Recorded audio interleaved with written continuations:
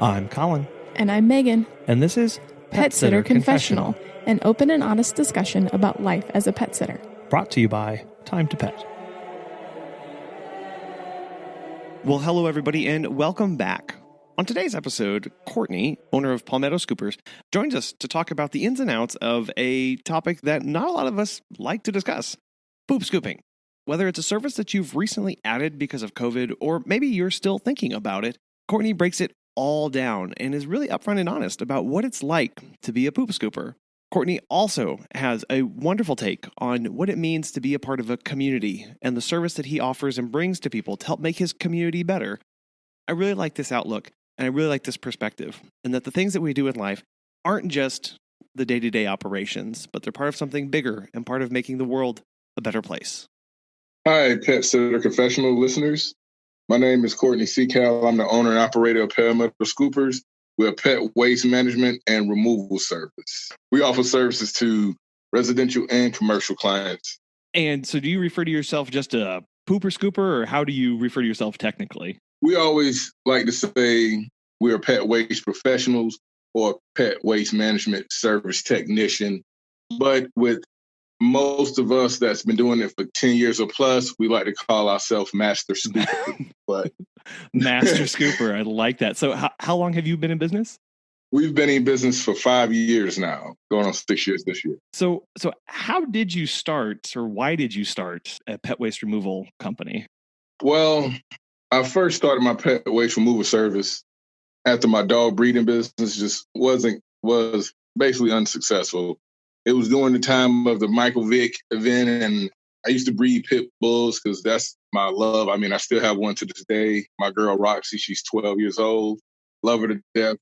Hope she lives to 100, which I know is impossible. Essentially got started. It just wasn't good for business, and me and my wife was talking about it one night, and I went into my backyard and just saw poop everywhere, and I was like, I pick this up every day. I wonder if somebody can actually get paid for it. And I just started doing a bunch of research, looking up businesses in my area and looking up businesses in different areas in different states, and started really educating myself on the business per se and what things needed to be done and what licensings and things of that such and training and such you need. And when I saw it wasn't too much, you just had to be knowledgeable about business and have a little bit of love for what you do and just actually have a little go get behind it. And that's how I essentially got started. Oh, that's great. I love it. You just looked around yourself and said, hey, I do this all the time. I bet I can fill that niche too. So tell me about the name. How did you come up with Palmetto Scoopers? Originally, we started out as Poop Busters.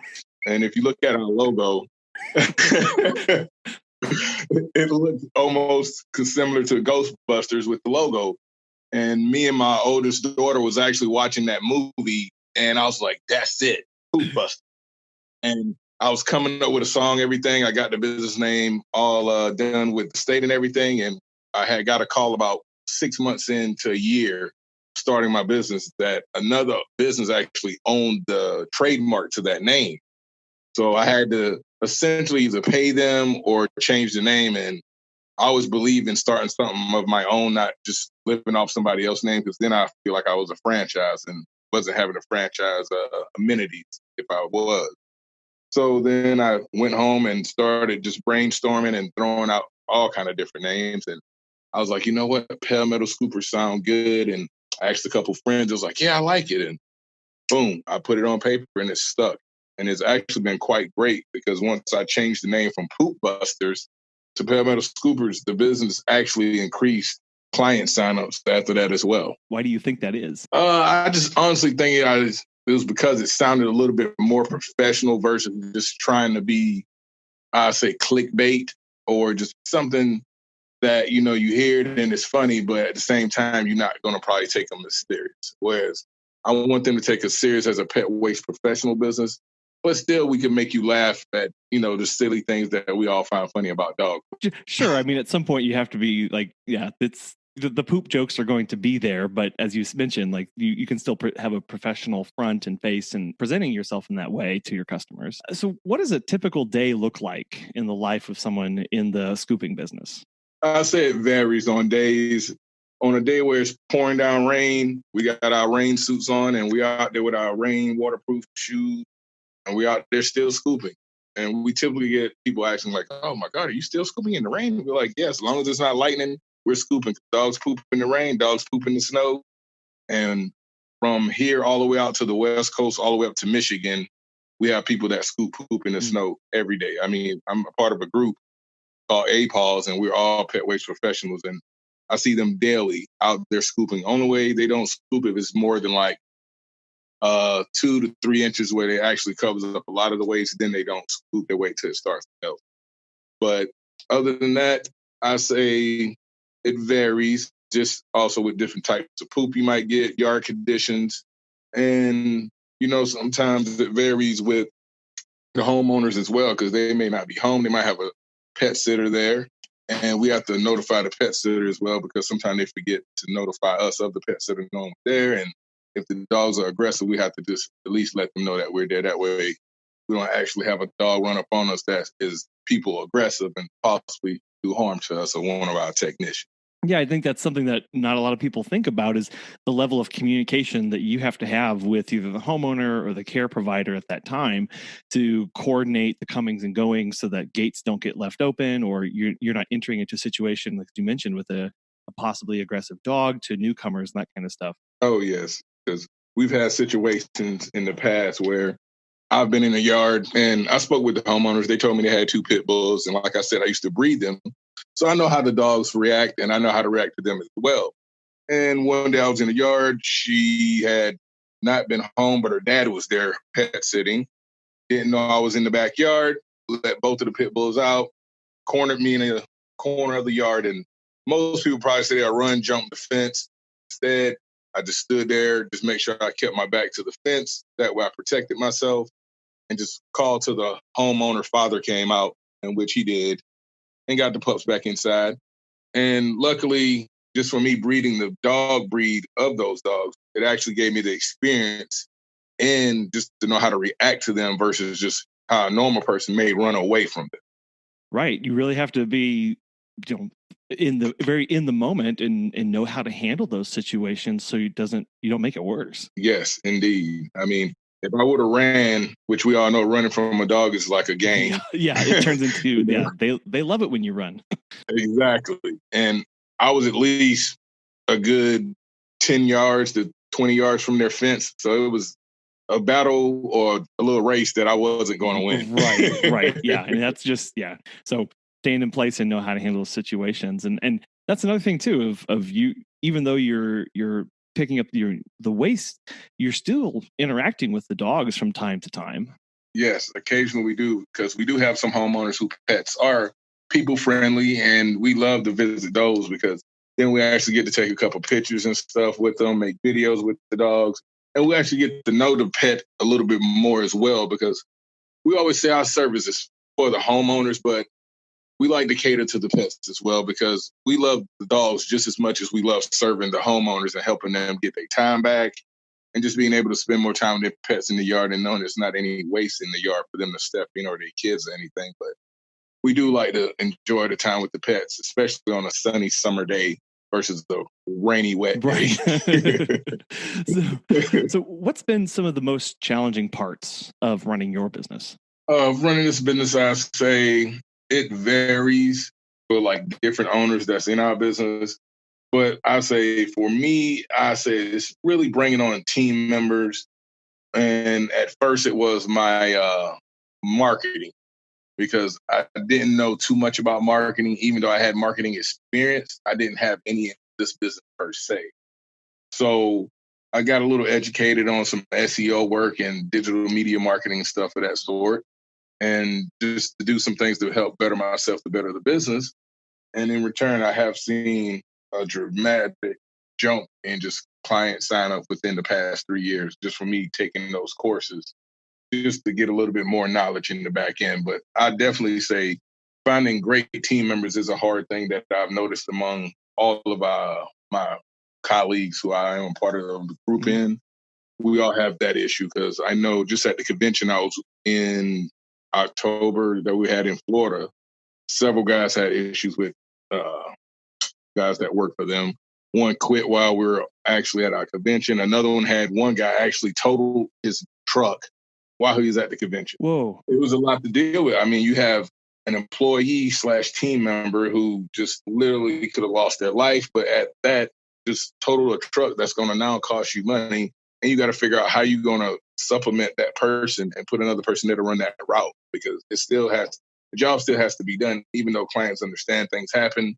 They paid for a service, so they still want service. That's part of the side that you might not initially think of, oh, I need to bring somebody on to help, but there's so much that goes into the back end of that, of planning for those kind of emergencies, or all of a sudden you are also accountable now for another person on your team. So when did you decide to bring on your first technician, and what was kind of the push that brought you into that? It was one day about 2-3 years ago when I was working in a yard, and they told me it's been a while since they last scooped, because that's one of the questions we always like to ask homeowners. And typically we get more of an honest response now versus at the beginning when they say it's been probably a couple of days. And typically that's not the case. It's never the case. It's typically at minimum 2 weeks to maybe a month. And it varies. If they only have one dog, it's usually not too bad. But if they got 4 or more, I mean, you can get easily 10 bags of waste out of 1 yard. And that's 13-gallon bags filled, 3/4 to the top of waste. I've had 1 yard I've done by myself, which initiated the whole reason of me signing up somebody to start being as a team member for me, because I was like, wow, I just took 13 bags out of this yard by myself. And I'm like, this is crazy. It took me 2.5 hours, like nonstop working. Wow. Exactly. Like I was shocked it was even that much. And later on down the line, that client actually stopped using our services and signed back up. About 1.5 years later, they said they had some kid in the neighborhood coming out there doing it. And I found it hilarious, because when we got there, we were like, it's still poop everywhere. Like, you sure that kid was actually doing the job? Did you see him physically out there doing that? Exactly. So then they signed back up for services. And luckily, we've implemented things now so that way we're properly compensated for our time and the amount of waste that we removed. And that time, I think when we came back the second time, we removed about 8 bags of waste out of their yard. So it was still a lot. Wow. But with me and my team member, it only took us about 45 minutes to an hour versus taking me by myself 2.5 hours. Yeah, that's a real time saver at that point. Oh, yes. How do you go about hiring someone to be on your team, and what kind of things do you look for? Typically, when hiring someone, I use Indeed or like ZipRecruiter, one of those, because they can just kind of flood your inbox with a bunch of applicants, and you can put different assessments on there. That way you kind of fill out who you want. But when hiring somebody, I always look for someone that's happy. Like, you need good energy, because I'm all about being happy. I don't want you to be upset or just trying to find a job. I want somebody to actually want to do something that they actually enjoy and see what we're actually doing to help our community. Because I always tell all my team members, we're not just scooping poop out here. We're actually helping our community have clean water, because most people don't know that, the dog poop sitting in the yard and it rains like how it did down here about just past week. All that water rushes into the backyard, into these poop-filled backyards, and then it goes into the storm drains and the wells, and then it goes right to our facility that filters that water. But then we're back using that same water to drink, feed our kids, cook dinner, and give to our dogs as well. And I was like, the little bit that we can do by just scooping up the waste out of their yard helps our whole community by having to use less chemicals in the water by us removing those waste out of their yard. Just that little bit most people don't think about, because, you just say it's dog poop and, I don't have to do any of that. And, just it's no big. Yeah. So, and that's one thing we always look for when hiring somebody. We want to make sure they know that you're not just here to try to make some money and just scoop and poop, but we actually care about the cleanliness of the yard and actually trying to help our community have clean water for everybody. Wow, that's such a holistic, big picture view, when I'm sure there are some days of the drudgery and the monotony and those hot summers where having that level of perspective, I'm sure that helps you keep going on those really tough days. Oh, it definitely does, because I know what we're doing is just not as small as it seems when we say it or see it on paper. It actually has a trickle-down effect where it affects everyone. You mentioned earlier learning about marketing as a part of growing your business. What's it been like learning about marketing and growing over the years? Actually been quite amazing. Like, just starting out, at first reading the information and applying it was just one of the top things I actually enjoyed, because you had to figure out who your avatar is. You know, your one particular client that actually wants your service or needs your service. And from just the years, past 2-3 years of me implementing all those services and different things that I've learned from the marketing, I learned that our typical client is either a senior citizen that's married or single, that's either adopted or like saved a few dollars from rescues and things of that such, or it's a single parent family or a single family that just don't have the time to do it. Because I mean, if you got 3 kids, they got 3 different activities, and you got to still do work, you got life, you got to cook dinner. Last thing you want to do is come home after taking Bobby and Cindy to basketball, softball, karate, and ballet. You don't want to cook dinner and then have to go pick up food. Yeah. You're already exhausted. So I would say we give them that time back, you know? And through the marketing, I've learned that was one of our top things to look for versus just before where I used to have a broad band of net where I'm just like, oh, our services is for everybody.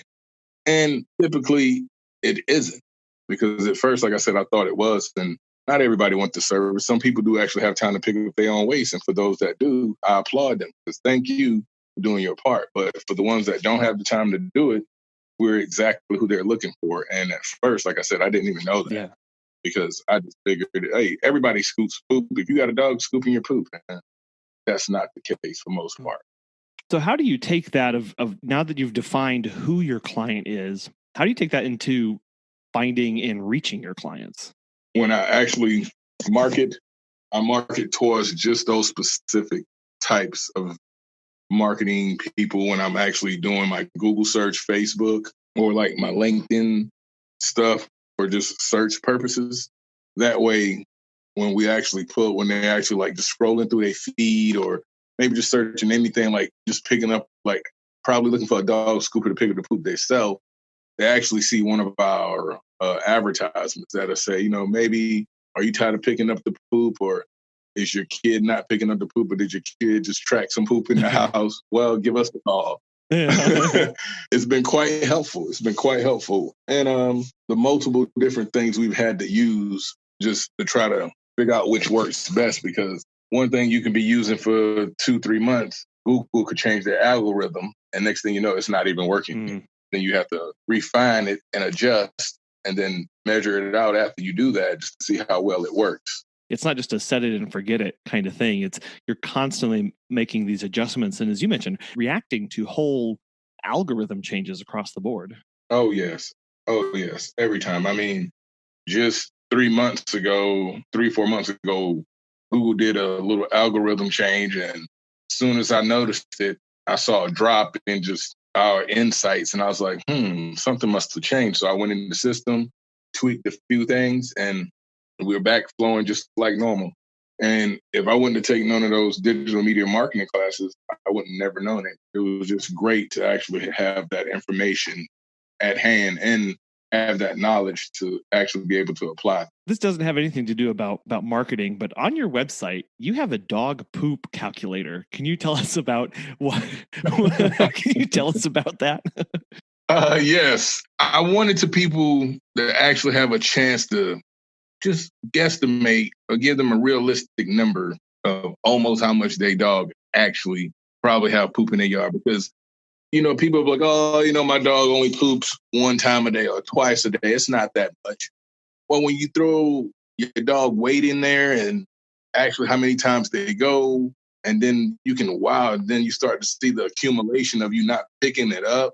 And then you just look at it for a month or a year or 6 months, and you're like, wow, I didn't know it's that much poop, you know, because typically people think, oh, it's just a Chihuahua, the poop doesn't add up that much. But if you got a Chihuahua pooping in a small backyard for, 6 months at a time and you haven't scooped it, It's a lot. Yeah, I put in the weight of our dachshund, and I'm like, oh my gosh!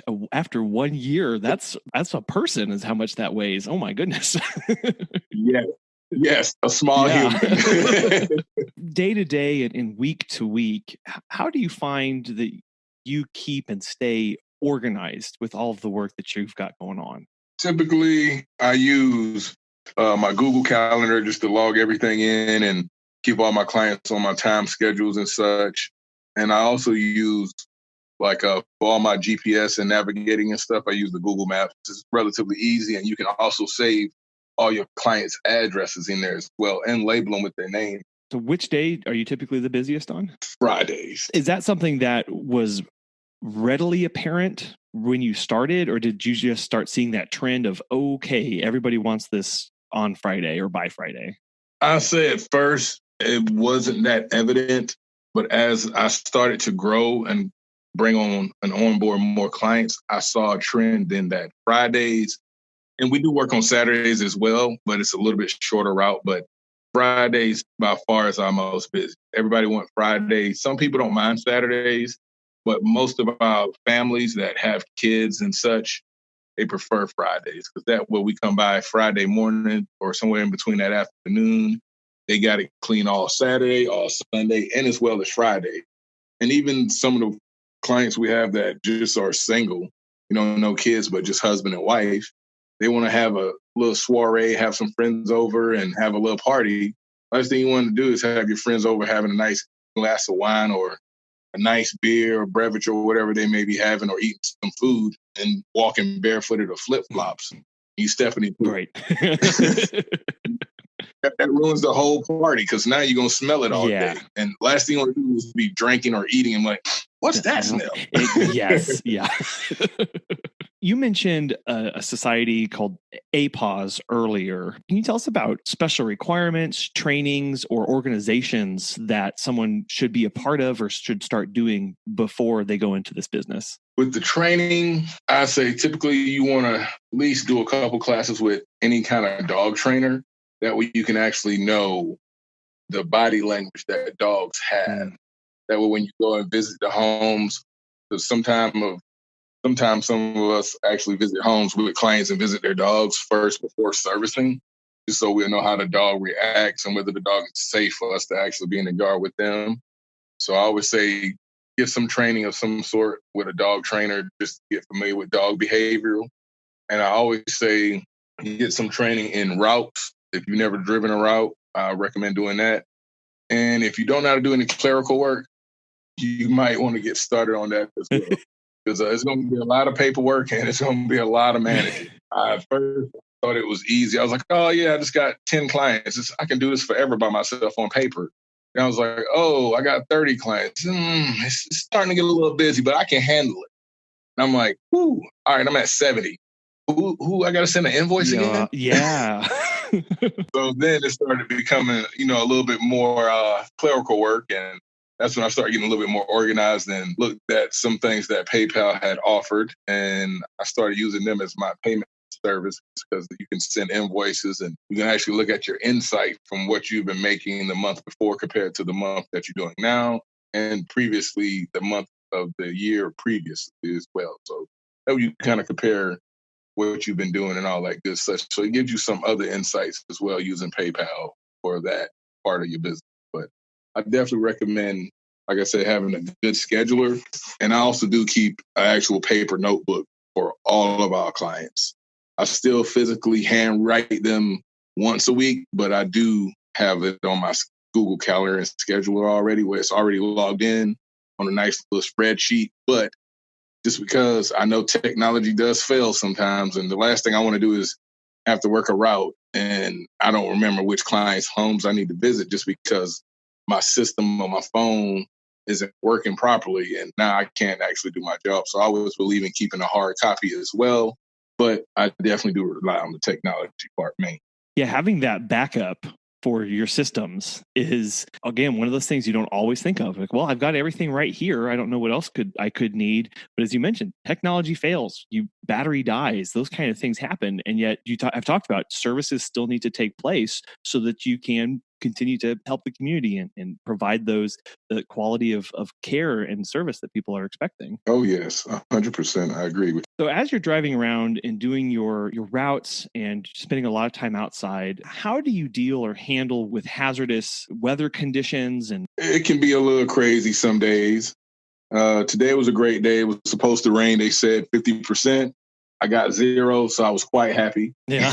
I didn't have to walk in what we call in our organization the poop soup, which is essentially liquidy poop in water. Oh, okay. just to get a little visual there. Apologies to anybody currently eating while listening to this. Yeah, you might want to put the food down. No tomato soup for dinner tonight. Just getting worse.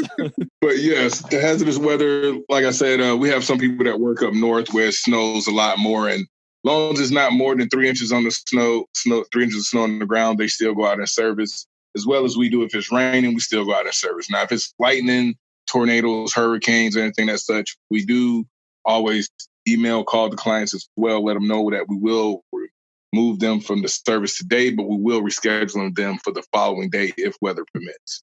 That way, even if we are a day behind, we can still make sure we got them serviced when they at least 1 and 2 almost, and they 90% of the time they understand.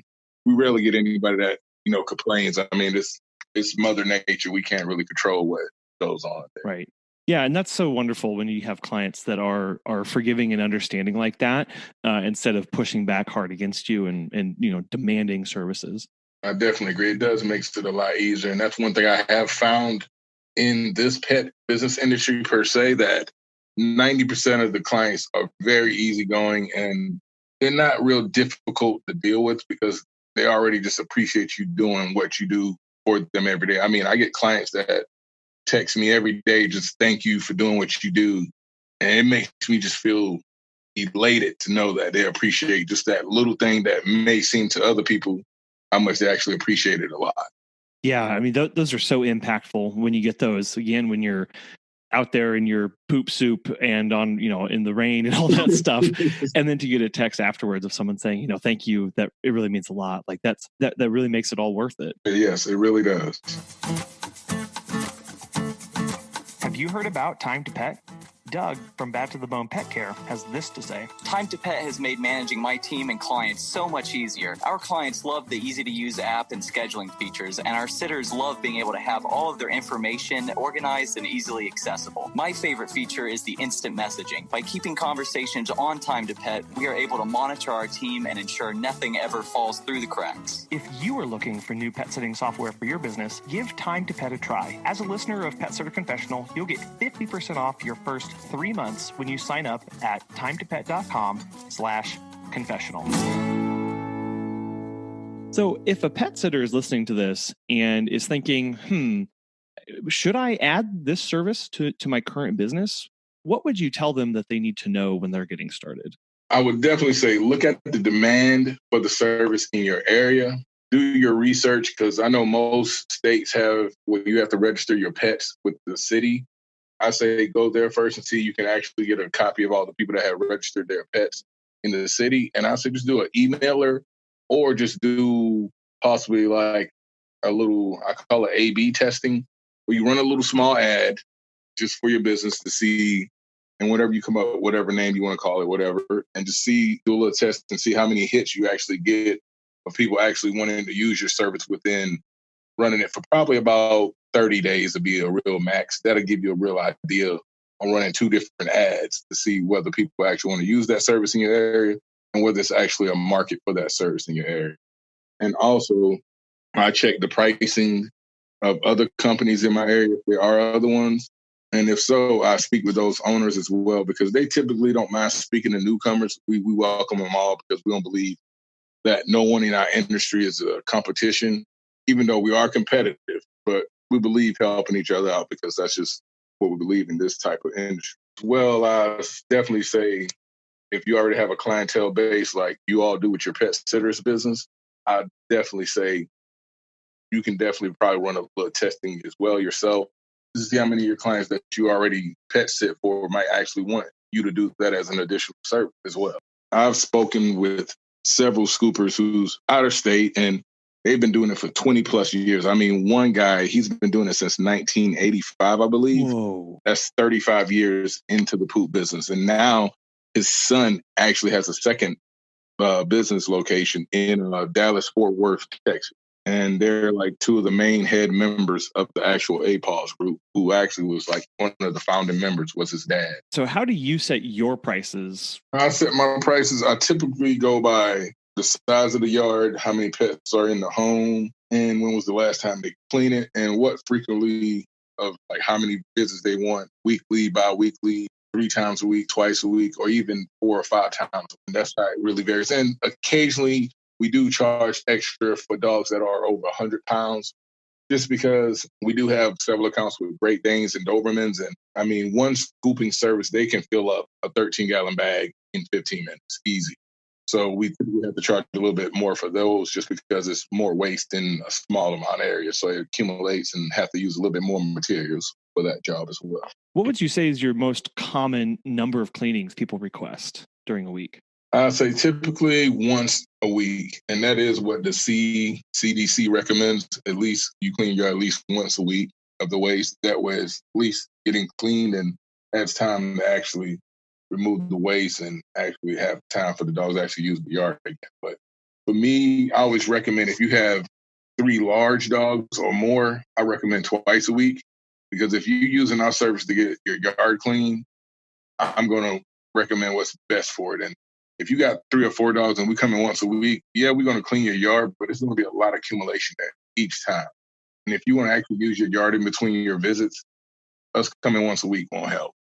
And I always tell people, if we see that twice a week is too much, we'll actually change your service, pause that subscription, switch it to a once a week. If you already paid for twice a week, we'll credit your account for those visits as well. So you still get all your visits and you don't lose anything as well. When my wife and I are house sitting, we usually will pick up the poop in the yard and then dispose of it in the garbage dumpster at our own home. But I don't think that's going to be quite possible given the amount that you guys are collecting. So where does it all go at the end of the day? Yes, I agree. The amount we collect is quite once we completed all our jobs, I would say it's a pretty huge load. Yeah. So, and most states don't really have things, ordinances, or anything set up, but a few do. Few like dog-friendly states like Colorado have certain designated places where they actually want you to unload the pet waste. But in our state, South Carolina, they don't really have any particular place. So once we get done with all the poop, picking up everything, we double bag it one more time, and we actually take it to our large waste area, waste dump area, and we take it in and unload it. And typically, we can take anywhere from 20 to about 25 bags or more there per truck. So, I mean, it's a lot. And we do have some actual people that's in our services that own a business in North Carolina. He actually uses some of the homeowners' pet waste for, fertilizer, and he typically always give that whatever waste he takes from a homeowner that wants that service, he only uses their dog waste for that service as well. But we always tell them you don't want to use it in your garden for like fruits and veggies. You want to use it for like flowers. Yeah, and I love that there's a secondary market for that, and it can be used in other things as well. That's not just take it to the large disposal, large waste area. Yes, because I actually did, like I said, I did a lot of research on this business prior to starting it. And there's actually a company in Canada that actually takes the dog poop and repurposes it. I don't remember the name because it's been about 4 or 5 years now since I actually looked it up. And I was hoping eventually they'll actually bring that service to here. But I do know it's in Canada, and I hope that one day they will actually become, a territory or have a business in the United States where I can actually send them the waste for that as well, because I love to actually repurpose the poop besides just throwing it in the dump or in the wasteland and just letting it accumulate, because eventually I do want to try to do something to cut back on our imprint on the waste that we're unloading on a daily, weekly basis. Because like I said, I do care about what we're doing and how we affect the earth while what we're doing.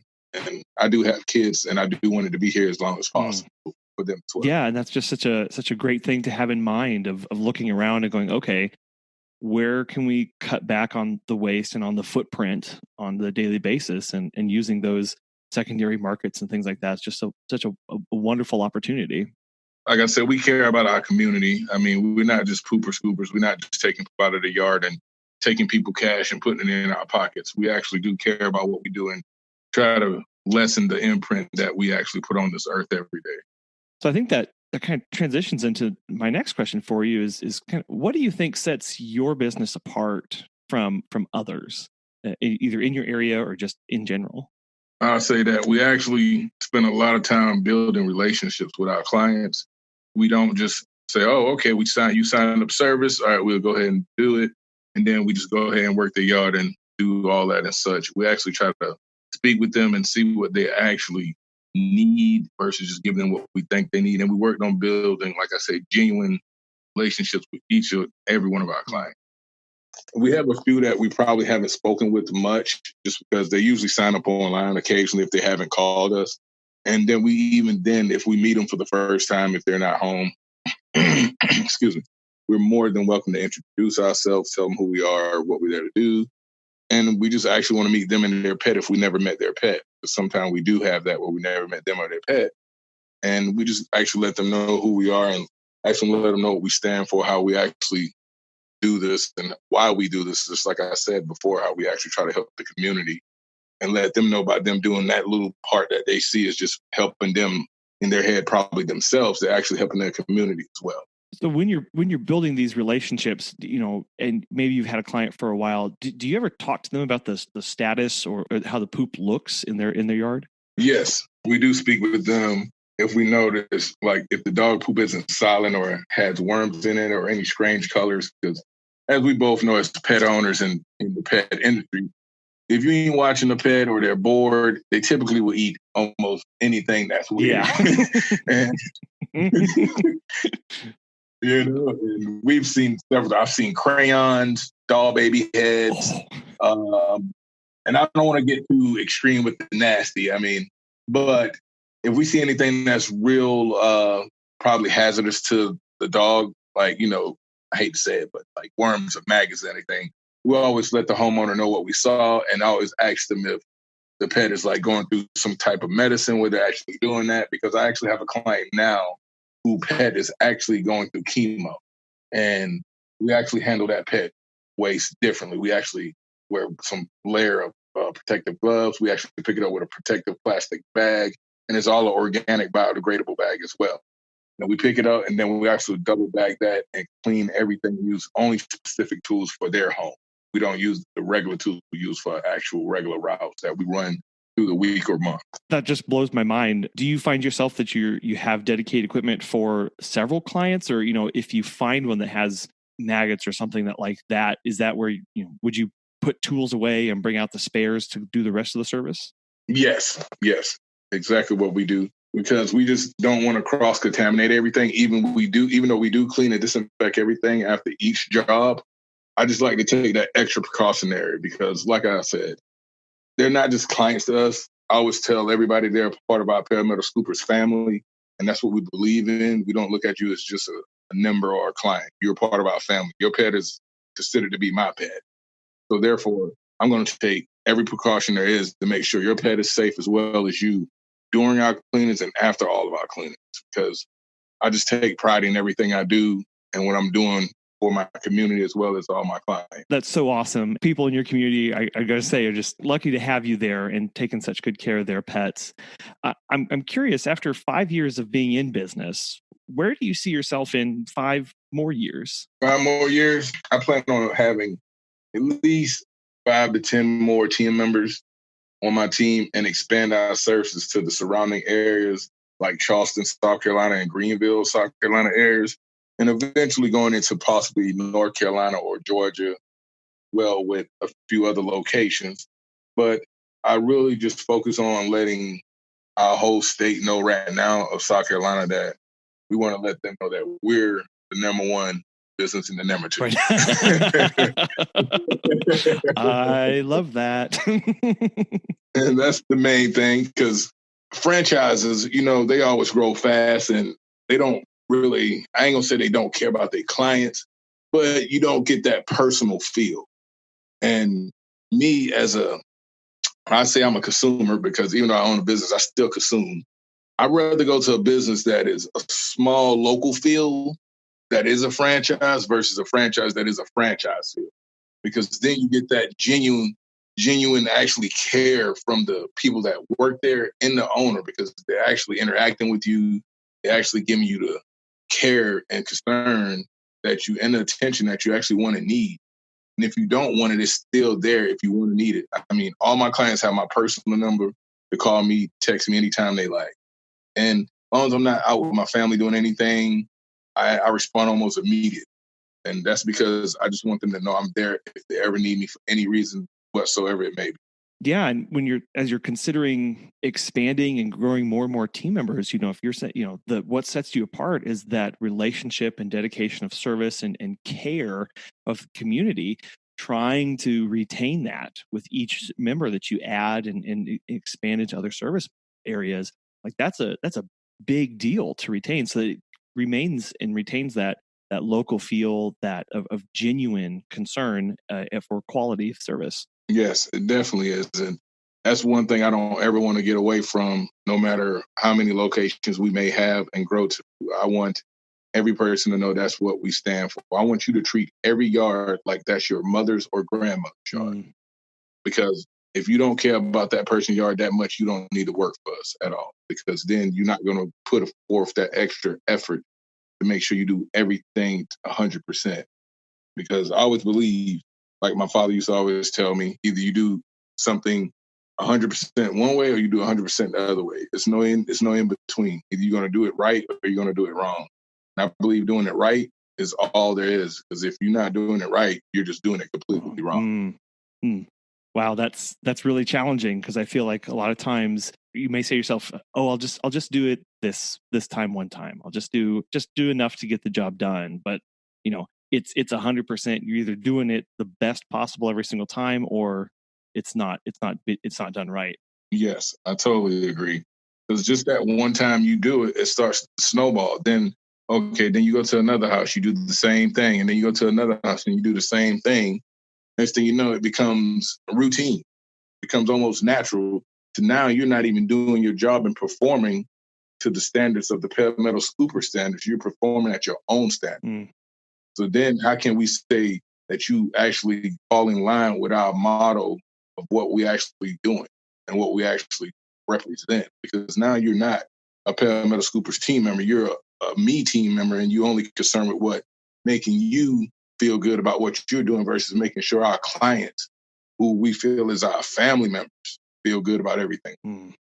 I love that. I'm curious, what are some of your favorite tools of the trade that you find yourself using all the time, or that you just love? Hands down, my favorite new tool would be the lawn rake by True Temper. It's just a little about 5-foot rake, rubber handle, and I mean, it's the best. And you get your little ordinary dustpan used kind of typically for like sweeping trash out of a parking lot that you've probably seen, the big red or yellow ones. We call them big red or big yellow. And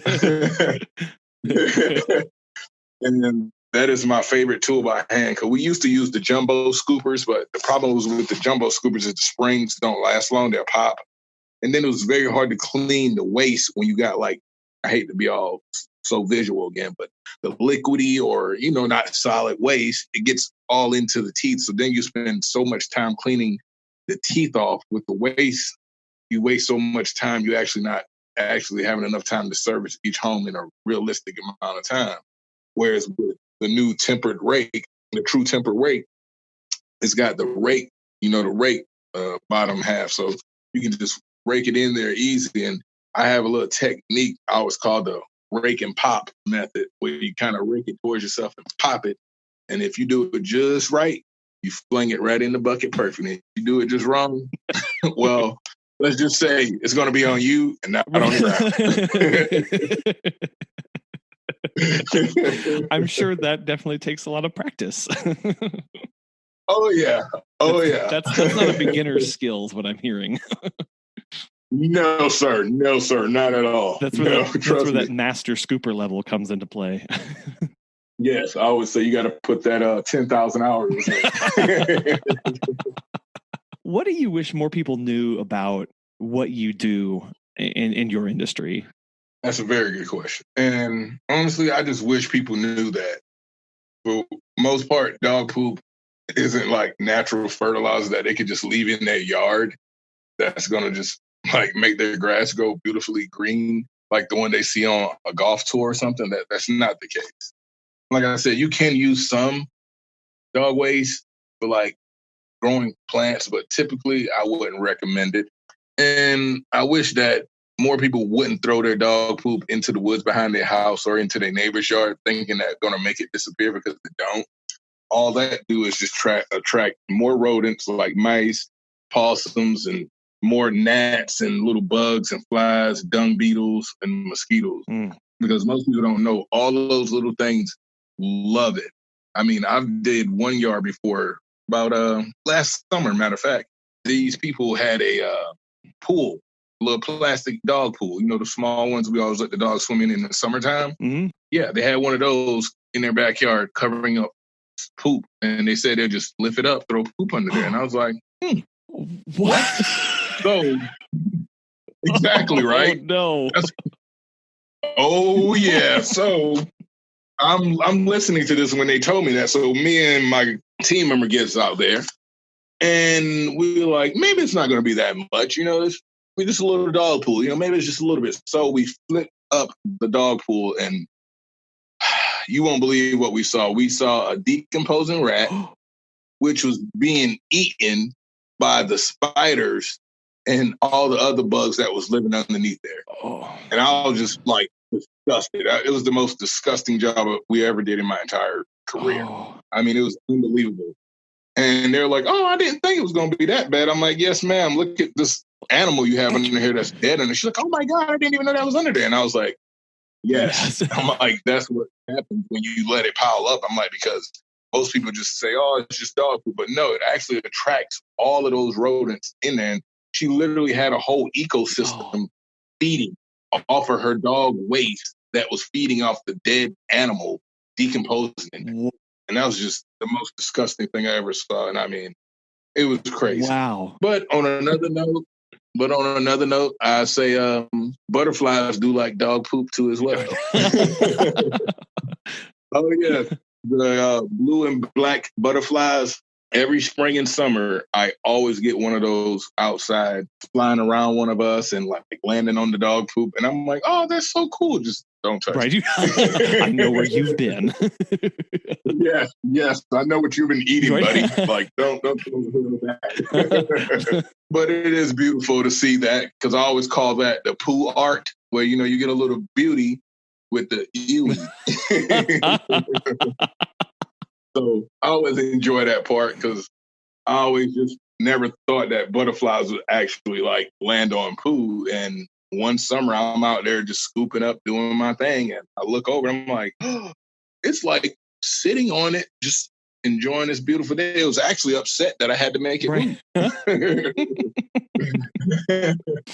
That's a lot of life lessons in that, I feel like. Oh, yeah. I'm just want to educate the people, let them know. Enjoy a butterfly, but just be mindful that one might have just got done landing on a polyp. Right.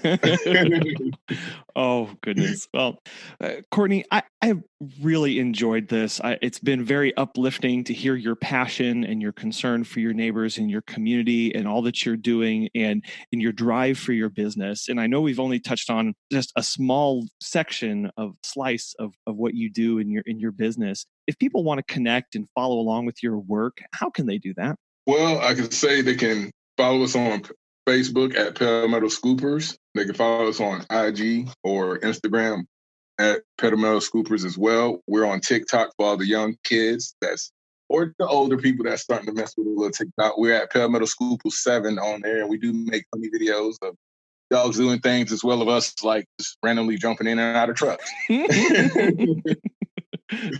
And for all the business professionals, we do have a LinkedIn. You can find us there at Palmetto Scoopers. And occasionally we do use Twitter. I mean, I hate to say it's not as prevalent for us just because we don't feel like something relevant now, as people are more into videos and that such. And it's just not something we see that we use a lot today. But I say if you definitely want to connect with us, you can definitely look us up on IG. We're on there every day. Facebook, we're on there every day. TikTok, we're on there at least 3 to 4 times a week. LinkedIn, about the same. But if you definitely want to contact us, hit us up at IG at Palmetto Scoopers, and we'll respond typically within an hour, maybe 2 at top. Well, thank you so much for coming on today. I really appreciate it. It's, like I said, it's been a real joy. Thank you, Colin. I enjoyed it just as well, and it was a pleasure. All mine. Courtney really is one of the most passionate people about poop you will ever talk to. And it's very easy to see how his business will be number one, taking care of number two. During our conversation, he talked a lot about the importance of community, connecting with them, showing a larger purpose, not just for himself and for his clients, but also for the people that he hires, showing them that what they do really does matter. And that even though it is not a lot of fun some days and sometimes pretty disgusting, that's actually helping not just themselves, but the community at large and where they live, keeping their water supply clean. These connections and this broader view of everything he does really helps shine through and gives him a great perspective when he's talking to clients and when he's hiring. I was really challenged by this kind of mindset to think big. Not just in the scope of my business and what Megan and I want to do and how we want to grow and expand, but in where we fit in the bigger picture of our community and our town and in our county even. Where do we as pet sitters fit in that larger community? Where do we as pet sitters make an impact at that kind of level? And how can we best communicate that to our clients so that we can all be part of something bigger than ourselves? As always, we would love to hear your stories. So get connected with us on Facebook, Instagram, or our website, petsitterconfessional.com, and let us know how you're doing. And we'd love to share what you're learning and how you are doing these days.